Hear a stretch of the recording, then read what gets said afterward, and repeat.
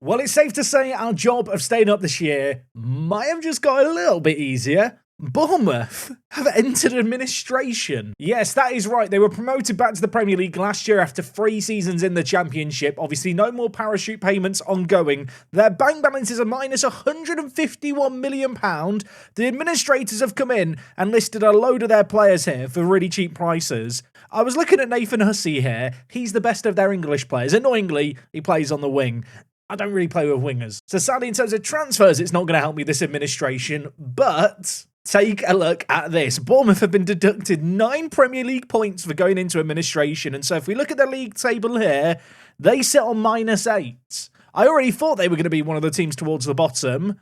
Suddenly our job maybe has got easier. I don't want to celebrate too soon. This feels like a good omen. Anyway, it's only the 2nd of September in game. It's the eve of transfer deadline day, although spoilers, we're not going to be doing that today because I'm not going to have any transfers going on. Please ignore the fact I've just lost to Luton in the EFL Cup. I'm not going to acknowledge this after the intro, but yeah, we're at the EFL Cup. We lost to Luton. I'm annoyed about it too. Right, you know what? Editing Jack, run the intro. Let's focus on some positives. I'll see you in a month or two in game.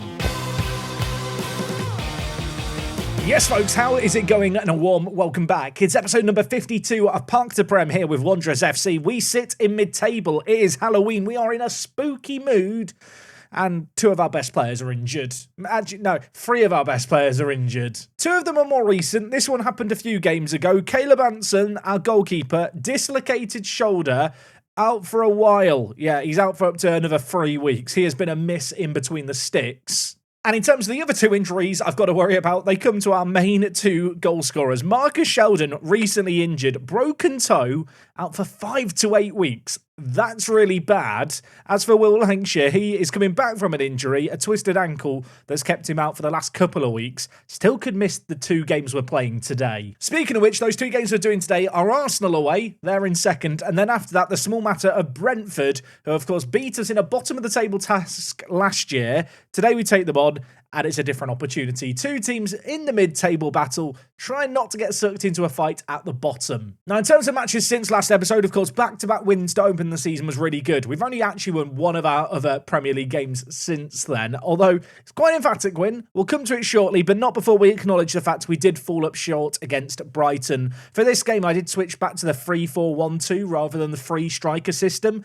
At about half-time, I decided to press on the front foot more and go more attacking.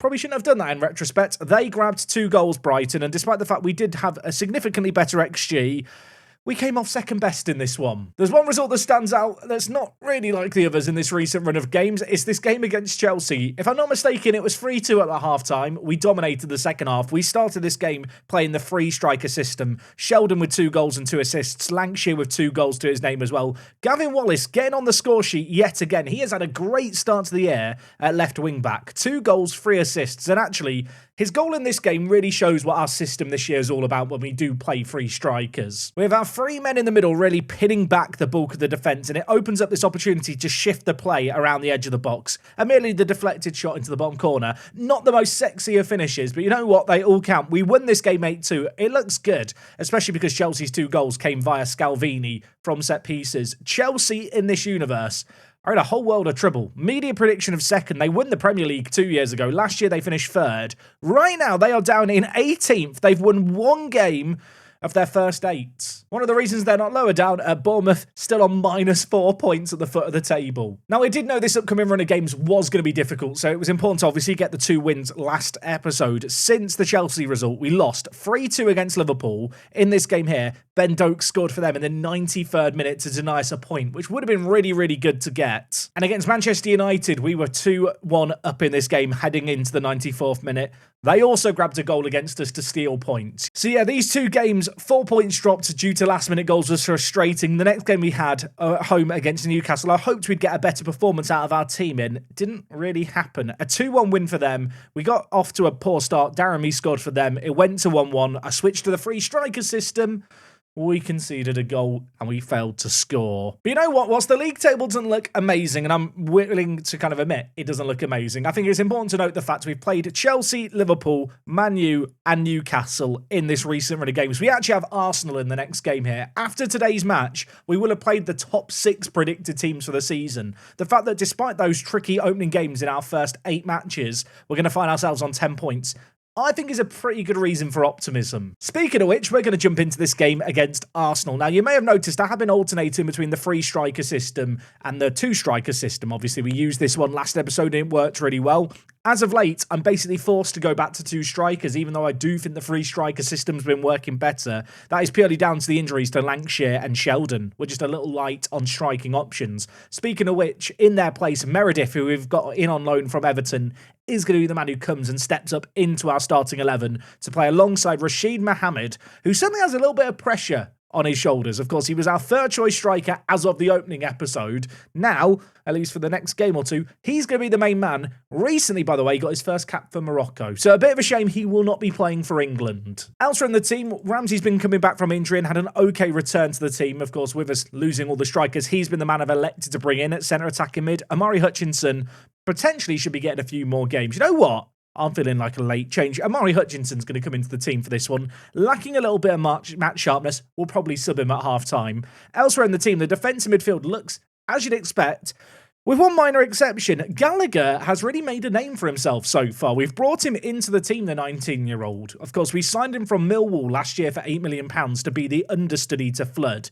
And there's part of me that doesn't like him as a defensive midfielder alongside Flood. Of course, we play with a Regista and a defensive mid, which switches to a Segundo Volante when we want to play on the front foot. And when you look at Gallagher's kind of technicals here, you'd be easily kind of just tricked into thinking he's a one-trick pony. He is a deep-line playmaker. But for us, I have actually been playing him as a defensive midfielder. In spite of the fact he's lacking a bit in the tackling department, the teamwork, the work rate, the marking, he actually has really good aggression, anticipation, bravery, and the mentals required to be a good defensive midfielder. Which is weird because I hadn't really envisaged using him like that. But due to some injuries at defensive mid, he's been playing that role alongside Flood. It's worked really well. So why change it? He's going to continue there. The rest of the team looks the same, except, of course, Griffiths, who's in goal. Caleb Anson, obviously dislocated a shoulder, out for a little while yet. So far, not been great by Griffiths in goal, it's safe to say. Anyway, Arsenal are a very, very good team in this universe. This is not going to be an easy fixture by any means. We're going to try and give them a good game. They've got Doku on one wing, Saka on the other, Rice and Wirtz in the midfield. I'm going to say on name value alone, they probably have the edge going into this game. When we played against Liverpool at Anfield and lost 3-2, albeit very narrowly at the death, I actually started with the 3-striker system and I have enjoyed using it. Like I said, I probably would have elected to use it more often if not for the injuries. And this is the kind of game where I probably would have viewed it as a free hit to start on the front foot and just see what we can do. But with the injuries we've got, we're light in the striking department. So it turns to our defence to be solid. And it's been breached within 10 minutes. That is not the start I wanted to see. Arsenal knocking the ball through the middle. Considering the defensive shape that we have, it's safe to say there was a little defensive shape right there. I think it was Hoey who stepped up, didn't win the ball. Doku found a gulf in the middle of space to work in and... well, he's scored, hasn't he? Halfway through this first half, Arsenal only 2 shots to our 1. It's been a very cagey game. We've had 24% of the ball. They are struggling to break us down. So the good news is, having got that early goal, the floodgates haven't opened yet. 5 minutes left of this half, and just as I thought, oh, maybe we'll get away with getting in at the break, a goal down, despite being dominated when it comes to possession, Arsenal might have a chance here from a set piece. It's nodded down to Rice. He looked offside to me. Obviously, not a qualified linesman. Don't work for the FA. Linesman, did you raise your flag? I think he's not moved, so I think he thinks it's offside. I think it's offside. It is offside. I'll tell you what, for a moment I thought it said goal allowed there, and I was about to be fuming. I'm not sure how close it was. Was it close? Not really. There was 2 players off. Okay, 1-0 at the break. Not disastrous by any means. I'm going to tell the players what was that and try and get them a bit fired up. Despite the fact I'm lacking the firepower in the final third, there is part of me just tempted to abandon my plan to be more conservative and go more attacking. We can bring in Jimmy J. Morgan up top to play alongside Meredith and Mohammed. Meredith's actually not had the best of games here. Alozzi, I could bring back into the team. He's had a few issues with injuries to start the year that's been a little bit of a shame. But you know what? I think fresh legs in the wider attacking midfield areas might be good for us. These two pressing forwards, they do kind of drop into the space. It's weird, actually. You'll see a Lozzie and Morgan drop deep and the wing-backs kind of overlap with them. It almost makes like a W shape when we're in attack, when we have sustained possession. We've not had nearly enough of that in the first half, so I feel like I've got to change something here. Elsewhere, Ajaria's on a yellow card. I'm going to make another change. Matthew Miller on you come. Of course, we paid big money for Matthew Miller, yet to make a splash in the first team, albeit he's yet to start a game for us. He gets 45 minutes here, albeit it's against Arsenal to try and make something happen. Fully aware, by the way, I think I've just used the word albeit a lot today. I'm just in an albeit mood, albeit. Let's move on quickly. Match momentum in this game has been all Arsenal. I felt like I had to change something to start the second half just to try and turn the tide a little. We are having more of the ball, but in the grand scheme of things, it's still not really enough. We're yet to have a shot. Arsenal aren't breaking us down despite how more attacking we've gone. I'm looking at the ratings. I'm looking at the tired legs in the midfield. I've got 2 subs left. I'm going to make a double change, I think, here. James McConnell, coming back from injury, is going to come in at Segundo Volante. And elsewhere, Gavin Williams has been poor today.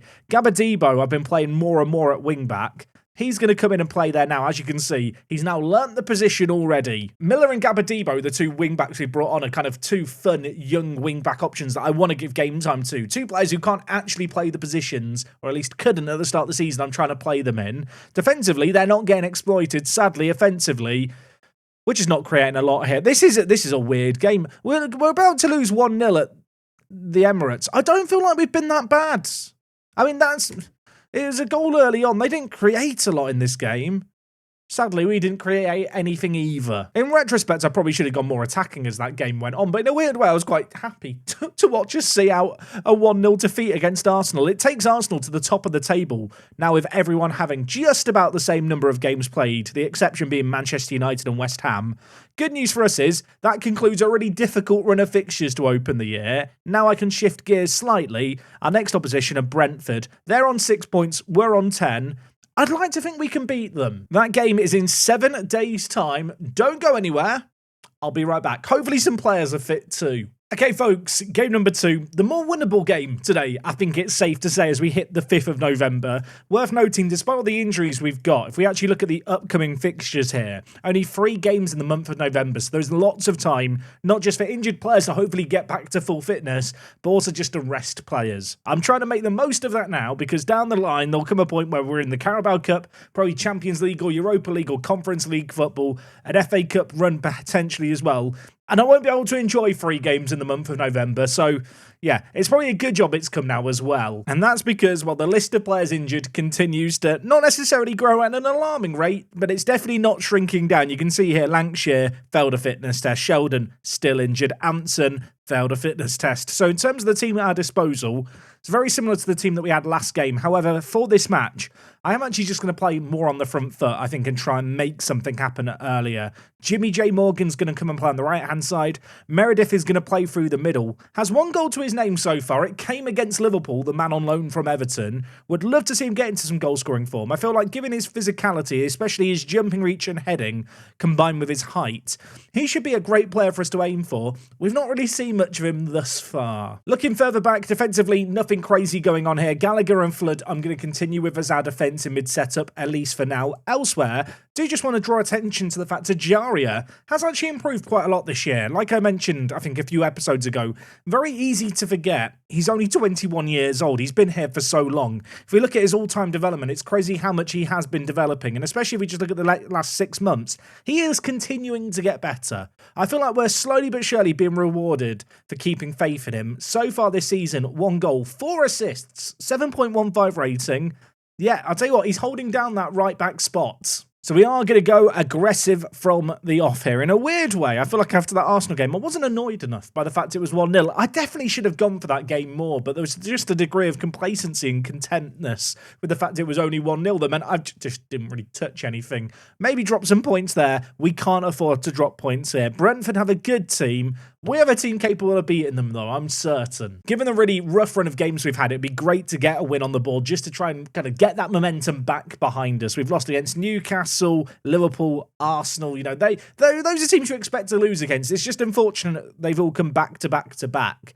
And yeah, Football Manager is definitely a game of momentum and morale. And so far in this game, I have to say, we are having all the momentum. We are 20 minutes into this game already. We are dominating this game statistically. We've now actually got a corner, which is going to be whipped in. Hoey's header is parried away. It's another great opportunity for us. Possession is very even. That there was our 10th shot of the game and our 5th on target. Ajaria, I've really bigged him up, and then he just runs into danger and loses the ball like that. I don't know why he's done that. He's let me down. Brentford with the ball in the middle. Marcus Leonardo plays it forward to Gorby. In behind Griffiths. Just about sneaks in there. He's going to roll it out to Rolcom. We're going to look to make something happen out from the back. Morgan switches it to Rashid Mohammed. In behind. I think he's onside.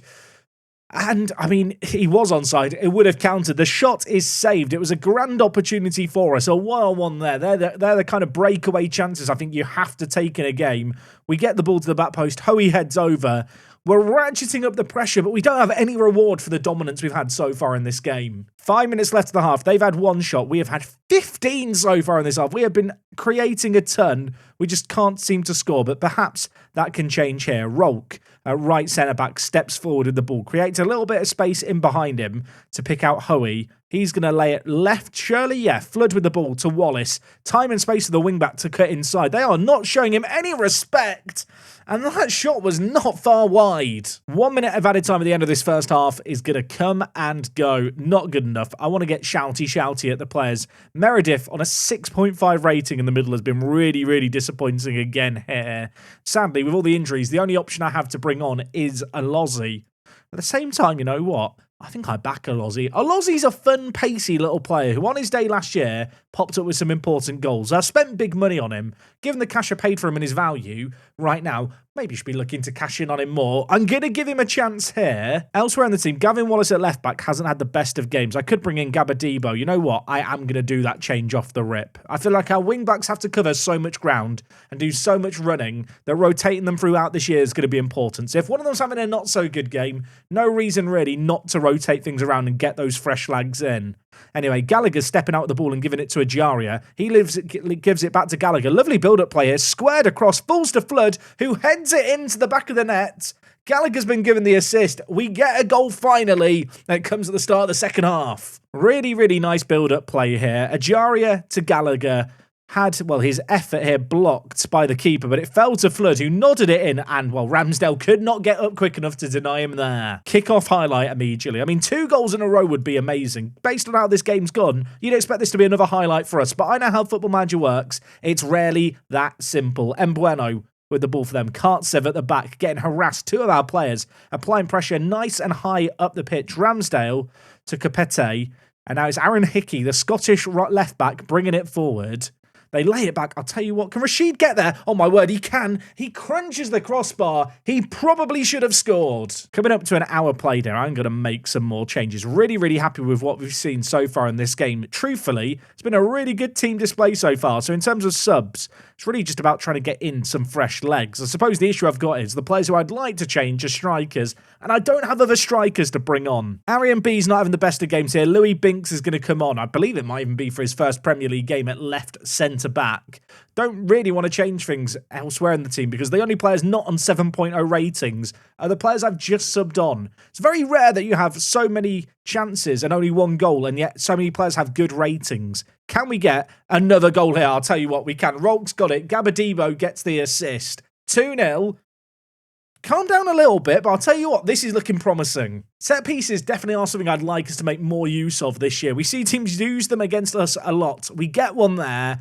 2-0, that is the least we deserve. 26 shots in this game to 1 for Brentford. We have absolutely dominated this game. They've actually had more of the ball, but, well, they're just not having it in dangerous areas. And every time we bring the ball forward, we look dangerous. Hickey lays it inside. If they get 1 goal back here, I'll be annoyed. I don't need to be annoyed yet. Griffiths watches that one sail over his bar. 10 minutes remaining in this game. We've continued to play on the front foot despite getting that second goal. And I'll tell you what, I think we've been rewarded for it. We've stifled Brentford's creativity in the wider areas. And quickly, time is just diminishing diminishing. Fresneda for them, the former sporting man, gives it to Douglas Luiz. It's worked nicely, but Gallagher mops up the pieces. Discussed his ability defensively when it comes to his mentals. He read the play superbly there, and now he might be able to help us launch an attack forward. Flood to Alozzi. That is a searching ball that is picked out with perfection. Gabadibo in the wide area, back to Alozzi. Flood at the edge of the box, could shoot. Will he shoot? He does, and he finds the top bins for a third goal. The route is complete.